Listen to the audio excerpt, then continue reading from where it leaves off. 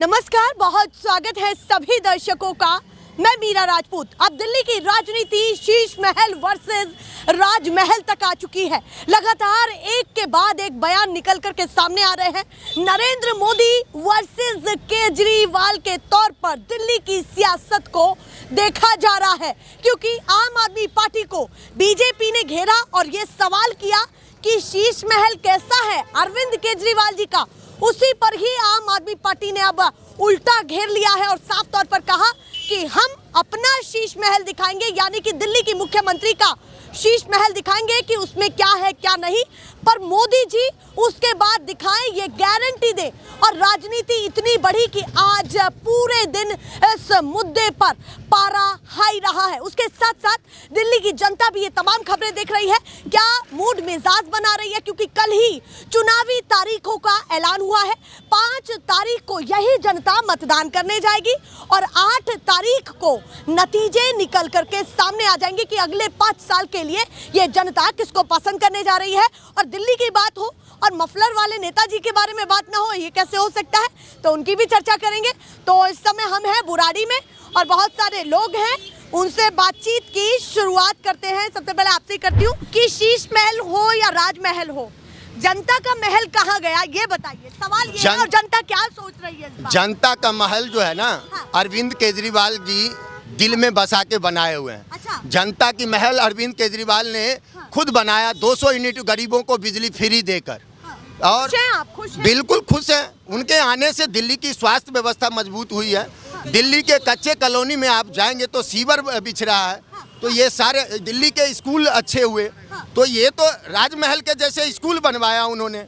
राजमहल के जैसे स्कूल बनाए यहीं बुराड़ी में। आप चलिए सर्वोदय स्कूल देखिएगा, राजमहल के जैसे स्कूल बना। ये ज्यादा तारीफ तो नहीं कर रहे हैं भैया, कुछ और भी बताइए। ये तारीफ नहीं कर रहे, आपके कैमरा के साथ चलेंगे, आपको दिखाएंगे स्कूल को। अगर मोदी जी कुछ बनाए हैं दिल्ली में, उनका भी 7 सांसद है, तीसरी बार उनका सांसद जीत गया है। और मैं चैलेंज के साथ कहता हूँ, यहाँ एक विधायक हमारे संजीव झा हैं, उनका काम हम आपको यहीं से आप 1 किलोमीटर के दायरे में 10 काम गिना दूंगा। लेकिन पूरे विधानसभा में उनका सांसद मनोज तिवारी है, हाई वोल्टेज के नेता हैं वो जो अभी शीश महल पे भी बात करते हैं। हाँ, उनकी सीट है। तो मैं मनोज तिवारी को चैलेंज देता हूं, जो बुराड़ी में एक काम वो दिखा दें। चलिए, आप कह रहे हैं कि मनोज तिवारी यहाँ से सांसद, उसके बाद उन्होंने क्या काम किया उस पर प्रश्न चिन्ह आपने उठाया। पर मोदी जी की जनसभाओं से, रैलियों से ये कहा जा रहा है कि आम आदमी पार्टी नहीं है, आपदा है, आपदा। क्या कहना चाहते हैं? देखिए, आपदा का उन्होंने जो कहा ना मोदी जी ने, आपदा तो पूरे देश में भारतीय जनता पार्टी है। नोटबंदी से कितने आदमी मरे, तो आपदा तो नरेंद्र मोदी जी हैं। आपके आपदा अगर बात कर रहे हैं तो जीएसटी लाने से छोटे व्यापारी मरे, तो आपदा तो भारतीय जनता पार्टी के प्रधानमंत्री हैं। जिस दिन से देश के प्रधानमंत्री बने हैं, देश का बेड़ा गर्क हो रहा है, तो आपदा कौन है?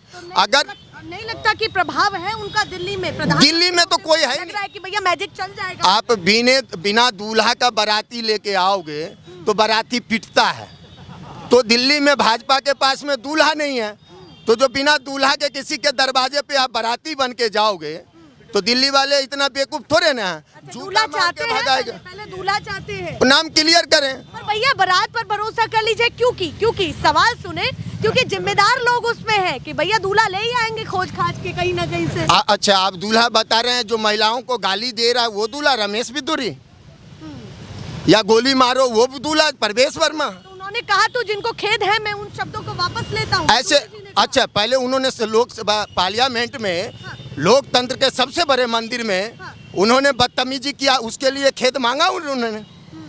ऐसे व्यक्ति को, दिल्ली के जनता को, 2 करोड़ जनता को गाली देने का काम भारतीय जनता पार्टी और रमेश बिदुरी ने महिला का अपमान किया है, और इसके लिए दिल्ली के जनता गुस्से में है। तो अभी क्या मानते हैं कि दिल्ली में 70 सीटों का गणित क्या रहने वाला है? बीजेपी को कितनी, आम आदमी पार्टी को कितनी और कांग्रेस को कितनी, तीनों का बताइए। देखिए, एक बार भारतीय जनता पार्टी को 3 सीट दिए थे।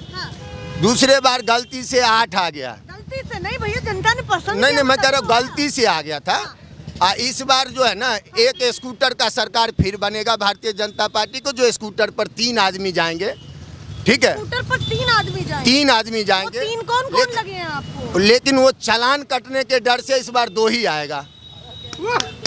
चालान कटने से इस बार 2 ही आएगा। तो कानून व्यवस्था उनके अंदर है, और जिस तरह से वो पूरे दिल्ली के अंदर चिट्ठा तैयार करके लाए, लौट करके आपके पास आती हूँ और भी लोगों से बात करूँ। आप